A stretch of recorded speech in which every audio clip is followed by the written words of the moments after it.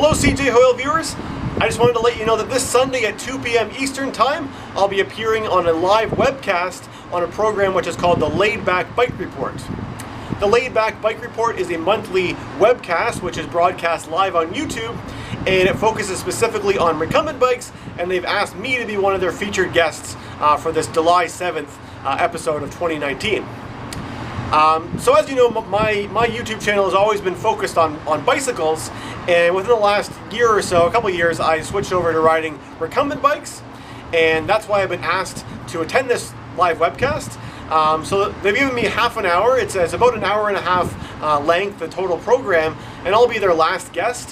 So I'll be sort of the last half hour of that, and in my half an hour, I'm planning on talking about a couple things, some things which I've covered in my YouTube videos already, but a couple things which I haven't yet.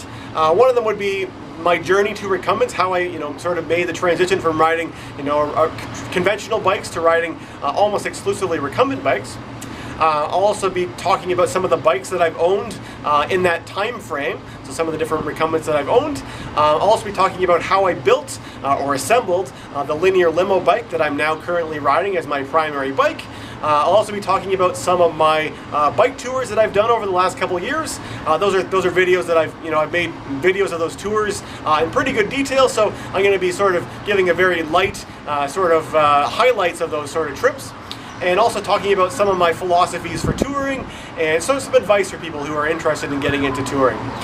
So if any of those things interest you, I would encourage you to tune in and watch the live broadcast at 2 p.m. Eastern Time on Sunday. If you're not able to watch live, I do believe you will be able to watch it after it's already been recorded, like watching the recording of it. It should be posted for you to watch after the fact as well.